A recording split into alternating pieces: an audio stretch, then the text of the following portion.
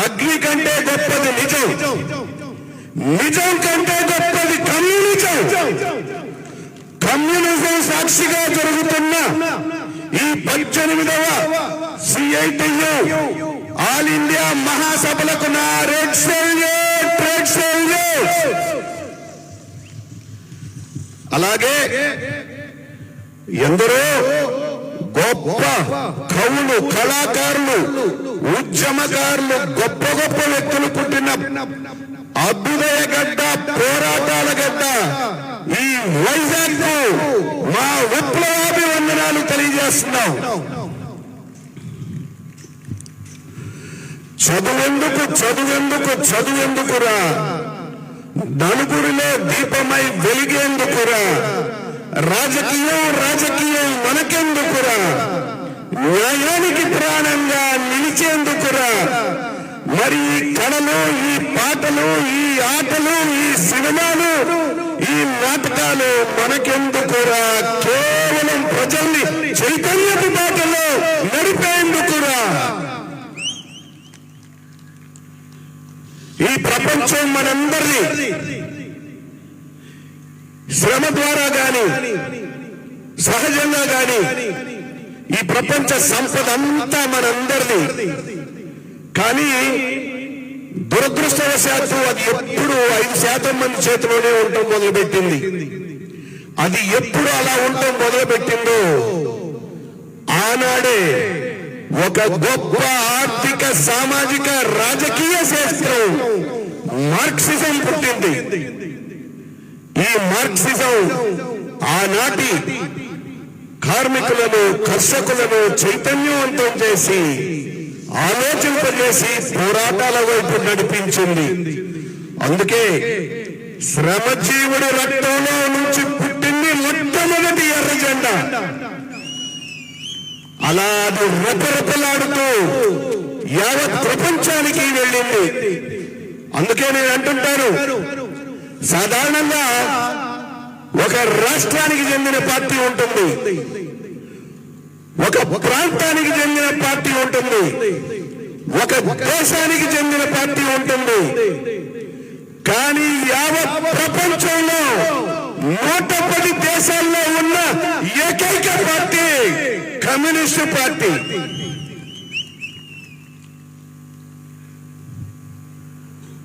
ఇవాళ మిసైళ్లు, Bofors గన్లు, nuclear మిసైళ్లు, inter ballistic మిసైళ్లు వచ్చినాయి. కానీ నాకు తెలిసినంత వరకు 100 మిసైళ్ల కంటే, 1,00,000 బుల్లెట్ల కంటే శక్తివంతమైంది ప్రజాకణ.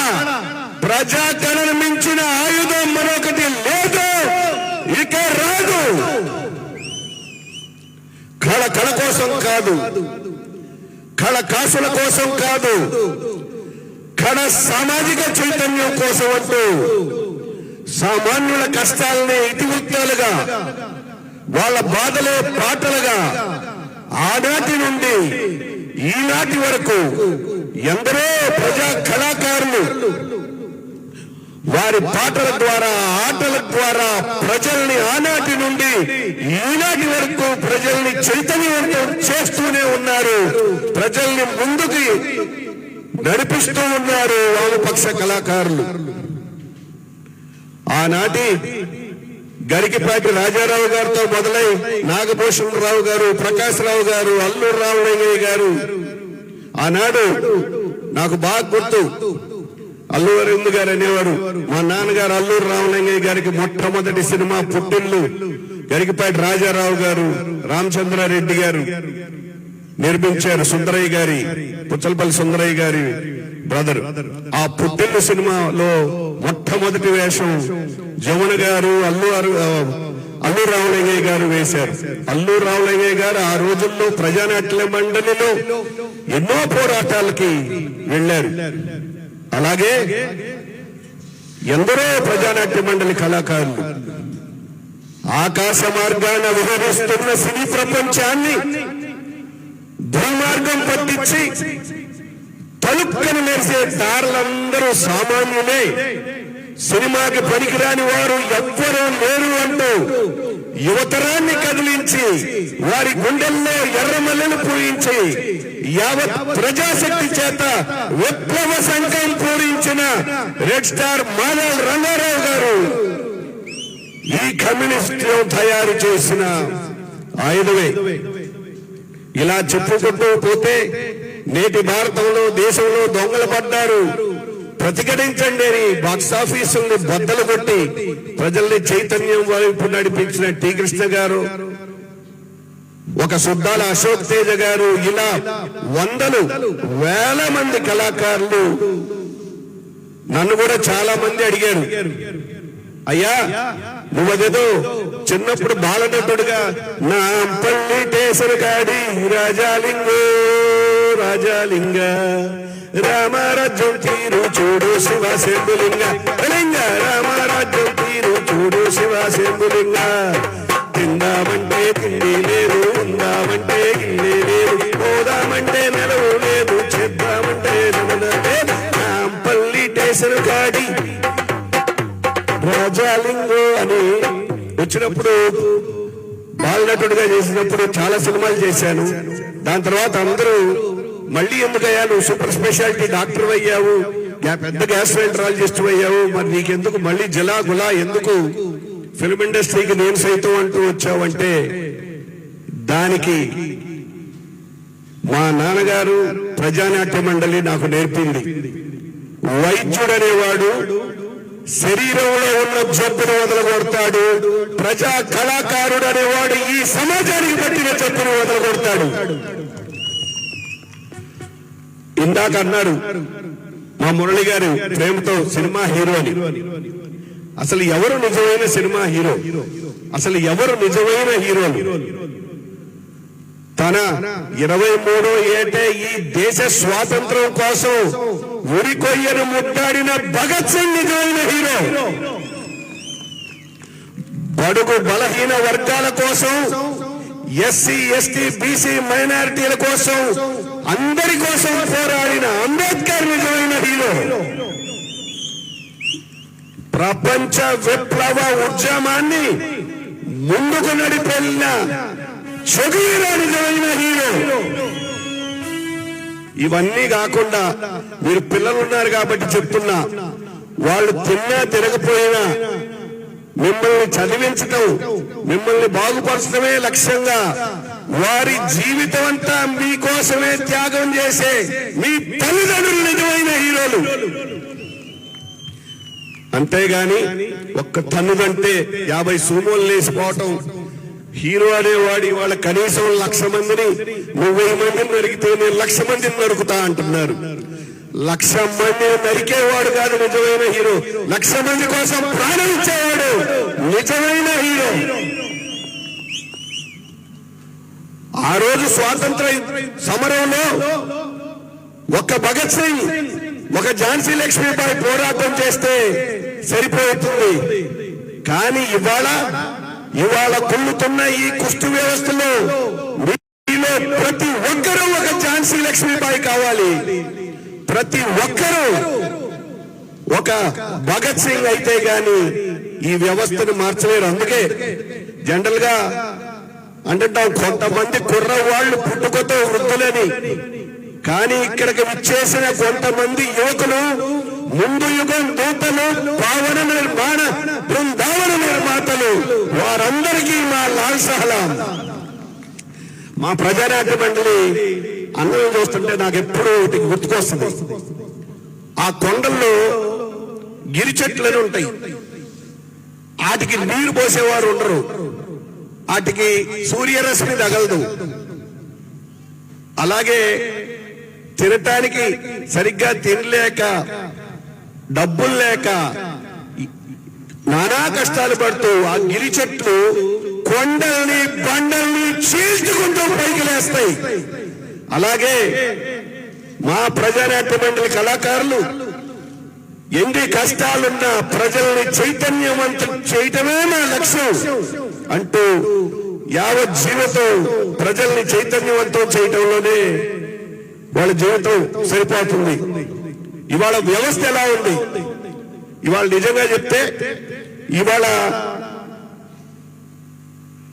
సమాజం కోసం కష్టపడేవాడిని, పోరాటాలు చేసేవాడిని, ఒరే ఏంద్రా నువ్వు ఇటు పనికి పనులు వాడు చూడరా, వాడు అమెరికా పోయి వాడు ఎన్ని కోట్లు సంపాదించాడు, వాడు 4 కార్లు కొన్నారు, బిల్డింగ్లు కొన్నారు, వాళ్ళు చూడు అసలు ఎంత సంపాదించాడో, వాడు చూడరా వాడు ఎంత సక్సెస్ఫుల్, సమాజం కోసం పోరాడుతున్న నువ్వేం సక్సెస్ఫుల్.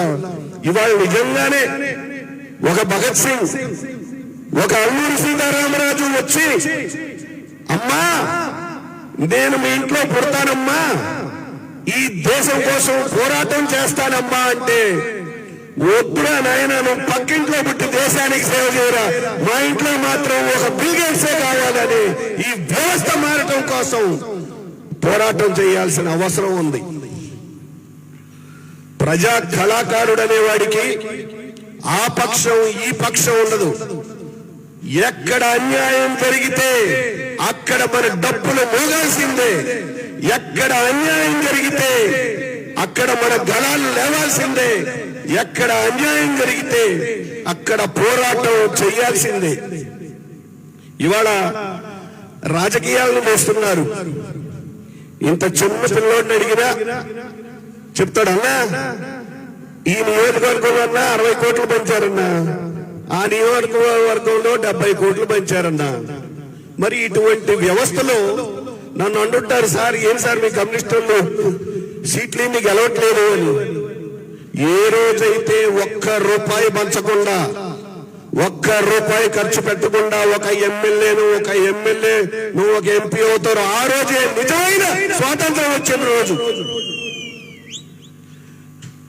నేను చెప్పానయ్యా మా కమ్యూనిస్ట్ పార్టీ ప్రజా కళాకారులకి వాళ్ళ టిఫిన్లు వాళ్ళు తెచ్చుకుంటారు, మా సభలు జరిగితే పాపం వాళ్ళ ఖర్చులు వాళ్ళు పెట్టుకుని వాళ్ళు వస్తారు. ఇటువంటి వ్యవస్థలో ఈ వ్యవస్థలో మనం గెలవాలంటే మనకున్న ఆయుధం ఇంకేముంది, ఒక్క చైతన్యమే. మరి ఆ చైతన్యాన్ని మనం ఎలా తీసుకురావాలి? మరి ఇవాళ మన సమస్యలు చెప్పుకుంటూ పోతే విద్యను వ్యాపారం చేశారు, వైద్యాన్ని వ్యాపారం చేశారు. మరి ఇందాక మనం మాట్లాడుకున్నట్టు సినిమా టీవీ రంగాలు, మీరు ఆ టీవీని చూస్తే మానవ సంబంధాల్లో ఎంత భయంకరమైన విషయాలు ఉంటాయో, ఒక అత్త ఒక కోడలు ఎలా చంపాలి, ఒక కోడలు అమ్మ నాన్న ఏం చేయాలి, ఇటువంటి భయంకరమైన సీరియళ్ళు వేల కొద్దీ వస్తూ ఉంటాయి. నిజంగా ఆ డిమానిటైజేషన్ టైంలో ఆ కరెన్సీని డిమానిటైజ్ చేశారు, కానీ ఇటువంటి సీరియల్ని డిమానిటైజ్ చేస్తే నిజంగా మన వ్యవస్థ ఎంతో బాగుపడేది. అలాగే ఇవాళ సినిమాలు చూస్తున్నారు, హింస, ఎవరు ఎంతమందిని అడిగితే అంత మంచిది అనే హింసని ప్రేరేపించకుండా ప్రజలకి ఉపయోగపడే సినిమాలు, ఎన్నో మంచి సినిమాలు వస్తున్నాయి. ఎందరో గొప్ప గొప్ప నిర్మాతలు, గొప్ప గొప్ప దర్శకులు ప్రజలకు ఉపయోగపడే గొప్ప గొప్ప సినిమాలు తీస్తున్నారు. కానీ అయినా ఒక పక్క మీకు తెలిసిందే, ఎక్కడ మంచి ఉంటుందో అక్కడ చెడు కూడా ఉంటుంది. ఈ కళ అనేది చాలా పదునైన కత్తి లాంటిది. మరి ఈ మంచి పనులు చేయొచ్చు, చెడు పనులు చేయొచ్చు. ఇవాళ సోషల్ మీడియా అనేది వచ్చేసింది. ఒకప్పుడు ఒక నాటకం, ఆ రోజున తెలంగాణ రైతాంగ సాయుధ పోరాటం, మన స్వాతంత్ర పోరాటం తర్వాత జరిగిన అతిపెద్ద పోరాటం. 5,000 మంది చనిపోయారు పోరాటం చేసి.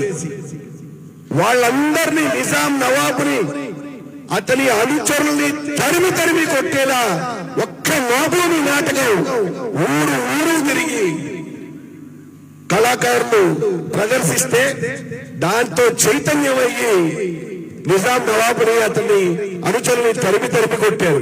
మరి ఇవాళ సోషల్ మీడియా వచ్చింది. ఇవాళ మీరు అన్ని నాటకాలు వేయడం లేదు.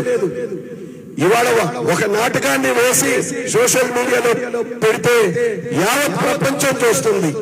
ఇవాళ సోషల్ మీడియాలో ఎన్ని మంచి పనులు చేయొచ్చో కొన్ని దేశాల్లో సోషల్ మీడియాతో విప్లవాలే సాధిస్తున్నారు. మరి సోషల్ మీడియాని తప్పుదారిలో కూడా నిజం గడప దాటక ముందే అబద్ధం మొత్తం ఊరంతా తిరిగి వచ్చేలా అవాస్తవాలు వస్తున్నాయి. అందుకని ప్రజా కళాకారులుగా మనం వీళ్ళందరినీ చైతన్యవంతం చేసి మనం అన్ని రంగాల్లోకి, అటు సినిమా రంగాల్లోకి, అటు టీవీ రంగాల్లోకి వెళ్ళి ప్రజల్ని చైతన్యవంతం చేయాల్సిన అవసరం ఉంది. ఇవాళ సమస్యలు మనం చెప్పుకుంటూ పోతే ఎన్నో సమస్యలు ఉన్నాయి. కానీ ఈ సమస్యలన్నిటికీ మనకున్న ఏకైక మార్గం చైతన్యం. మరి ఈ చైతన్యం ఎలా వస్తుంది? అభ్యుదయ శక్తులందరూ ఐక్యం కావాలి. అసలు ఎన్నెన్నో దారులలో చీలిన మన ఉద్యమాలు ఐక్యంగా నిలవాలి, కదలానికి కదలాలి, సామ్యవాద సాధనకై సమరం సాగించాలి. ఎందుకంటే వామపక్ష శక్తులంతా ఐక్యం కావాలి. ఇవాళ శత్రువు చాలా బలవంతుడు, చాలా విజ్ఞానవంతుడు, అన్ని సదుపాయాలు శత్రువు చేతిలోనే ఉన్నాయి. ఒక కొత్త కల్చరల్ రెవల్యూషన్ వస్తే కానీ ప్రజల్ని అభ్యుదయ శక్తులు, వామపక్ష శక్తులు ప్రతి ఒక్కరూ ఇవాళ ఒక టీచర్ వారి టీచింగ్స్ ద్వారా మీరు మీ ఉద్యోగాలు చేసుకుంటూ ప్రజల్ని చైతన్యవంతం చేసి, ఏ రోజైతే మీరందరూ ప్రజల్ని చైతన్యవంతం చేస్తారో ఆ రోజున డప్ప డప్ప డప్ప డప్ప మోగుతున్న మీ డప్పుల శబ్దాలతో సామాన్యుడు గుండె ప్రతిధ్వనిస్తుంది. సామాన్యుడు విప్లవ శంఖం పూరిస్తాడు. ఆ రోజు కోసం మనందరం పోరాడదామని. వర్ధిల్లాలి ప్రజా కళాకారుల ఐక్యత, వర్ధిల్లాలి వామపక్ష శక్తుల ఐక్యత, వర్ధిల్లాలి వామపక్ష కళాకారుల ఐక్యత, వర్ధిల్లాలి వామపక్ష కార్మిక సంఘాల ఐక్యత, వర్ధిల్లాలి సిఐటియు, వర్ధిల్లాలి సిఐటియు.